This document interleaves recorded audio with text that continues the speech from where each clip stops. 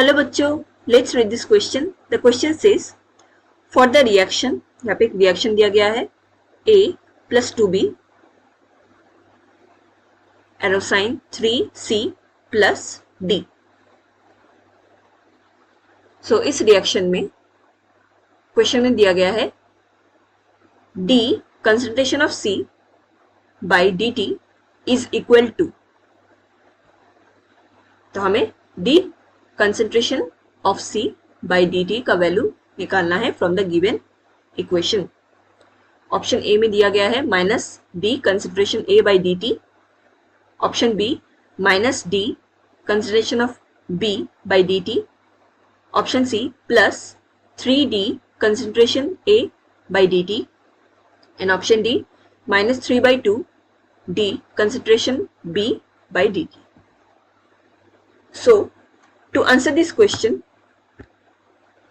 let us understand the key concept of this question. Here the key concept is differential rate equation.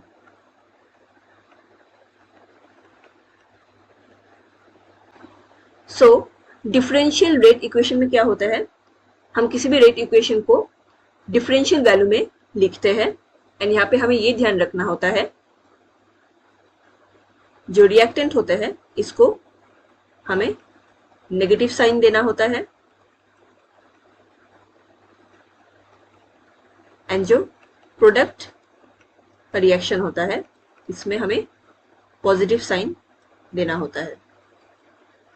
So for example हम इस equation को लेंगे जो हमारे question में दिया गया है। So it is given A plus 2B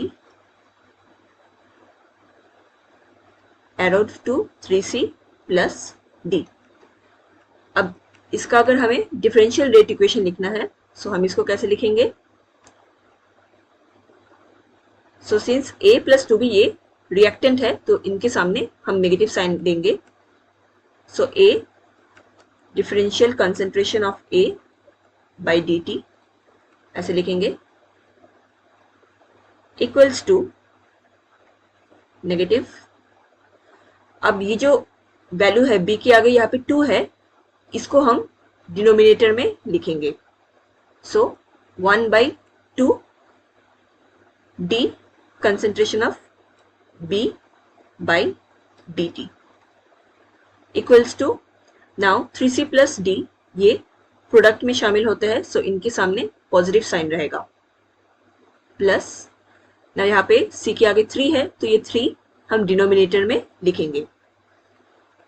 so 1/3 D concentration of C by dt equals to plus D concentration of D by dt।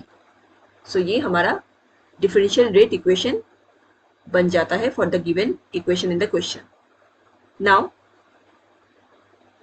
Question में पूछा गया है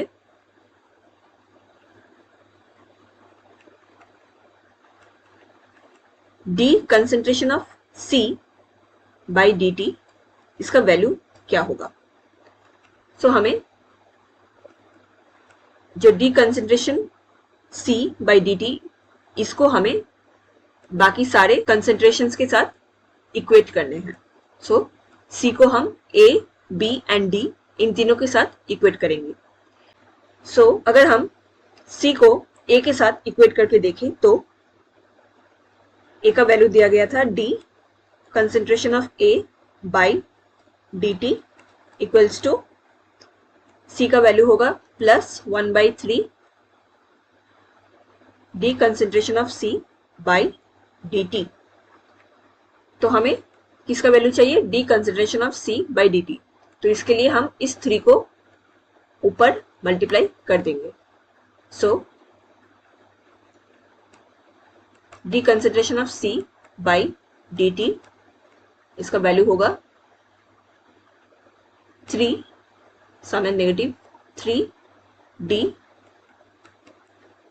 A by dt. So let's check ये -3d consideration a by dt ये value option में दिया गया है कि नहीं. ऑप्शन ए में नहीं दिया गया है, बी में नहीं दिया गया है. ऑप्शन सी में यहाँ पे 3d consideration a by dt ये दिया गया है. हाउएवर इसके सामने पॉजिटिव साइन दिया गया है जो कि गलत है. इसके सामने अगर नेगेटिव साइन होता तो ये हमारा करेक्ट आंसर बन जाता. हम एक और चीज ध्यान देंगे, जैसे ही हमें 3c का वैल्यू हमें यहाँ से निकालना होता है तो हम जानते हैं कि यहाँ पे 1/3 d consideration c by dt. तो हम जिस भी वैल्यू के साथ दैट इज a b या d के साथ हम इक्वेट करेंगे तो वहां पे हम उनको इनटू 3 कर देंगे. तो हम ऑप्शन से ही देख सकते हैं कि कहाँ पे 3 का वैल्यू दिया गया है. ऑप्शन ए में कोई 3 यहाँ पे ऊपर नहीं मल्टीप्लाई है, सो ये गलत ऑप्शन हो जाएगा. ऑप्शन बी में यहाँ पे -d consideration b by dt यहाँ पे भी 3 मल्टीप्लाई होता हुआ नहीं दिख रहा है, सो ये भी गलत ऑप्शन हो जाएगा. ऑप्शन सी यहाँ पे हमने अभी करके देखा है कि यहाँ पे अगर नेगेटिव होता तो ये करेक्ट आंसर होता, लेकिन यहाँ पे पॉजिटिव है तो ये भी इनकरेक्ट हो जाता है. एंड ऑप्शन डी यहाँ पे सी को बी के साथ इक्वेट किया है, सो एक बार हम चेक करते हैं ये सही ऑप्शन होता है कि नहीं. So if we equate B with the C, B का वैल्यू क्या था, -1/2 d concentration of b by dt. तो इसको हम इक्वेट करेंगे c के वैल्यू के साथ which is positive 1/3 d consideration of c by dt. सो सबसे पहले ये जो 3 है हम इसको ऊपर मल्टीप्लाई कर देंगे. सो जो d consideration c by dt इसका जो वैल्यू हमारे सामने निकल के आता है it will be -3/2 d concentration of b by dt. So now let's check this value with the given option. Option D में -3/2 d concentration of b by dt and यही हमारा सही आंसर होता है. So the correct answer for this question is option D. Hope you understood it well. Best of luck.